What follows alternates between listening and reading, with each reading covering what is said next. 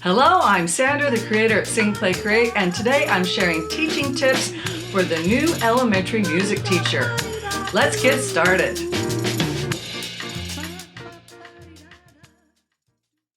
If you're a new elementary music teacher, then you may be feeling a bit overwhelmed at the beginning of the school year. Today's video is going to give you over 25 different activities you can use. They're all for free, and they're just going to help you create the basic structure to help you structure your classroom and get you started with lesson planning. I'm going to include the 3 things that I think are the most important things to consider when you begin teaching in elementary music. I think the 3 things are planning, creating a classroom culture, and your music activities. That's right, I didn't say a word about decor. Yes, it's important. Yes, you want to do some. But in this video, I'm going to focus on these 3 things because I think they're most important. And I think they take the most mental and emotional and sometimes physical energy to get going. So I'm going to give you the things I think are important about planning, about classroom culture, and about some back to school and easy music activities you can use right away in the elementary music classroom. All of these activities are going to be in one special freebie bundle for new music teachers. You can get this bundle of activities, just click on the links below in the description. I also know how to structure activities, so I create units of learning instead of class by class things. So we're carrying over skills and we're also developing a sequence within each grade. Now those are things I learned over teaching for 20 years. So hopefully as a new music teacher, this is going to at least give you some ideas and plant some seeds on things you want to do with your music curriculum so that you can develop and have a nice scope and sequence.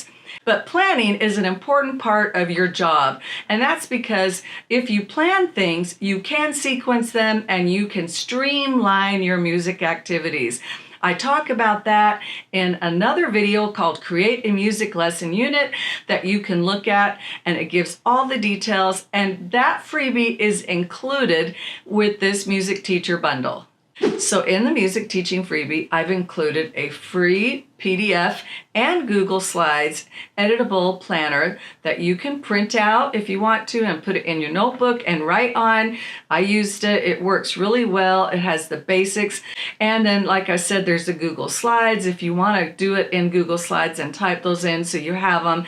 And then what you can do is, like for kindergarten, you'd use the kindergarten pages and create your first quarter kindergarten with the lesson plans right there, and then you would insert your slides and have them ready in Google Slides. One advantage to doing that is that you'll have the same core activities, for example, a hello song or a fun body percussion activity that you might do all throughout the school year, or a steady beat activity with that grade.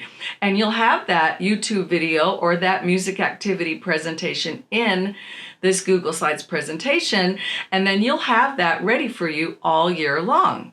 Or let's say you're just using it for the first quarter.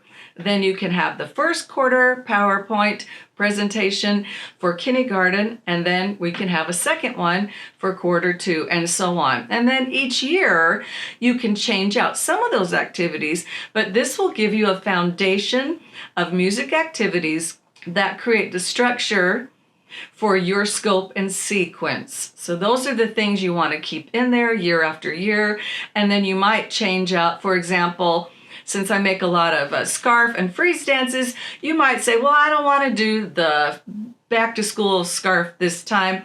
I might want to do the dinosaur scarf activity instead. So you might change your scarf activities, but you'll always have a movement activity at this point in your lesson.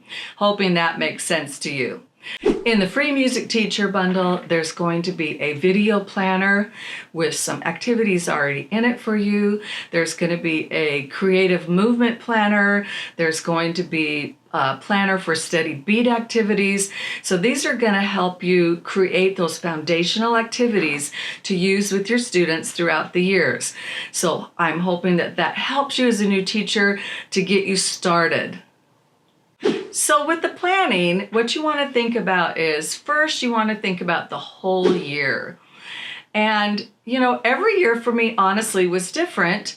But there's always one thing we did in kindergarten, and that was play the steady beat. And we could do 1,000 different activities learning the steady beat. The idea is to take those simple learning goals that are for the whole year and then build your classes around those. All your activities will lead your students to learn those learning goals. Classroom culture. It's not that hard to do. It just takes a little thinking and soul searching, but pretty much you want to come from your heart. You do want to think of how you want your classroom to be, and I want my kids to be singing and moving and enjoying and playing music. If you like barred instruments, you could have your kids play the rules on barred instruments or drums, or just shake a shaker on the rhythm. They would love that. That's so much more interactive and memory making than just saying those rules out loud. So some things to consider in classroom culture is how you're going to interact with the students. Are you going to interact with talking to them? Are you more of a hand signs? Creating that classroom culture goes hand in hand with planning because they're going to work together. So how you want your classroom to go, those things are going to be in your plan. So I like to have a structure that I could rely on and a way the lesson was going to go. Most of the time we would come in and we had a hello song and then we would sing their names. They sat down and then I would do some kind of singing or intro to the activity. And then there was always a movement activity. And then there was always kind of a closing, calming down activity in between other things that we were doing. So if we were making music on instruments that day, that would be in there. We may not do a movement activity when we had all the instruments out. So I would have to set them out on the floor. So we're not going to be able to do freeze dance that day. So I might have everybody playing instruments. And so in my lesson planning, I'm going to solve that materials organization issue by going, well, if second grade is playing Doggy Doggy, Where's Your Bone? And third grade comes in next. And it would be really smart to have third graders singing and playing instruments too. And maybe in the morning, that's when I have my kindergarten classes and I don't have the instruments out yet because I set them up during lunch. So we could do movement then. So those are just things to think about when you're planning your lessons. And that's why planning and creating that classroom culture, they kind of go hand in hand. In the freebie, there's some very specific activities for hello song, goodbye song, name games, and then there's a couple of music making activities that are really good for the beginning of the year. One of them is I make music, yes I do, and that could be used actually with all of the grade levels. You can use the I make music activity in kindergarten as a call and response. I make music, and then they copy it back to you. And you could just do it as a simple little chant. When we do those echo call, you're establishing the way you're going to interact with the students, which is building your classroom culture. Because you're saying, hey, I'm up here and let's make some music together. And if you follow me and you copycat me, we can do a little song together. So let's do it. And so then you do the call, I make music. And you can even start with just the actions if you don't want to do clapping on the first day. I make music. And then they could say it back to you. And it's interactive because they're responding to you. And then later in the year, you can have them be the callers. And there's lots of fun games and activities you can do with that. So that's just some ideas on establishing classroom community and those first few weeks and how important planning is in order to establish your classroom community. During the first quarter, I would use reward tickets for each class. So I taught the classroom management and the whole classroom community idea through saying, okay, we got to all work together and we're going to get this reward ticket. And a lot of the teachers would collect the tickets and they even would put them on their doors or put them in a special place so the students could see, oh, wow, we got 22 reward stickers this year in music class or whatever it was, whatever they earned. And the teachers sometimes would do rewards for the rewards. And that was awesome. The other thing that was good about it is it communicated to the teachers that I had a system and I was paying attention if their class was working together. and that communicated to them, and so then they could back me up and help me with my classroom culture too. So that's just something to think about. I used to keep charts, and maybe the class could just get a sticker on it. I did that too for a while. So every quarter I might do something just a little bit different, and as the year went on, I tended to personalize the rewards a little more. I had a lot of little tiny stickers, and I would use those. Or some students do like to color. They could go over and color their little reward ticket or their little wristband. So it kind of depends on your personality and what you want to have set up. You don't want to have to manage that every day. It's something where I could print out all those reward tickets for the entire year, or at least for the whole quarter, cut them up and have them ready to pass out. I didn't do any color. I just did them in black and white. Made it super easy for me to communicate to the students, hey, I think you're doing a great job, and I appreciate how hard you boys and girls have worked. Thank you for making music with me today, and thank you for making music with each other. And so those were some things I did with the classroom community. I also like to use hand signs, so we would do a silent thank you, to each other, and singing and sitting down, so that I wasn't constantly having to use my voice. And even let's make a circle. There's lots of different things you could come up with, and just try to implement those as you go into the first month of school, and then repeat them all the time. So if you're a new teacher, you might just want to choose one thing that's important to you, and that might be sitting down. What's a hand sign you could do that would say, everybody stop and sit down? And you would do it without talking. And yes, not everyone's going to see you, but the ones that do are going to. That's going to help save your voice, and it creates a classroom culture of students watching you and echoing you, and they're following you, and they're all working together to have a really fun class time. So here's some tips on planning those first weeks of activities, and these activities are all in this free resource. So it makes it really simple to put them, like I said, in a PowerPoint for each grade level, and then you have them ready for you. And then what I did is I made a presentation that was only for the first 4 to 6 weeks of school, just until I got through teaching all the classroom procedures, the rules, and the back to school songs, and kind of bringing everybody back up to speed in the music room. And then that way I had that presentation for all the years after that. So that's just a big tip I'll give you, is save you hours of time. Even if you change out some of the activities, you have your basic structure, which is planning. So you'll have the hello song. You have a back to school name game.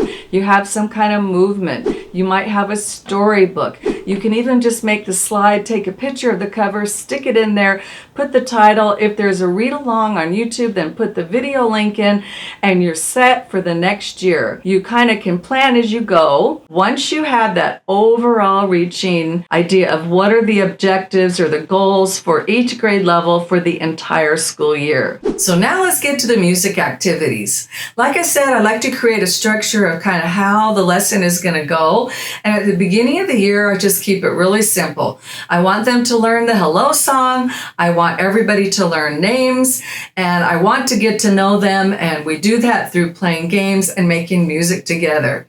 It sounds simple, but it's harder to implement. But if we just keep that basic structure, then I can use it across all the grade levels. So in the free resource, there are some activities to help you do that. I mentioned the I Make Music. That's a great one, because in 4th through 6th grade, they can sing. It's 2-part song, and you can get out those Orff instruments, and they can be playing and singing on your second class time, if you prepared them for that, and if they know how to do it. Otherwise, you can just start with the 2-part singing, and then you could work on that to get them used to playing instruments and bring them up to speed where you want them to be. If they haven't done playing instruments before and you have a lot of new students, you can start with them just singing the song and then go to 2-part, and then you could teach them how to play one of the parts, play the melody, play the bass, play the ostinato.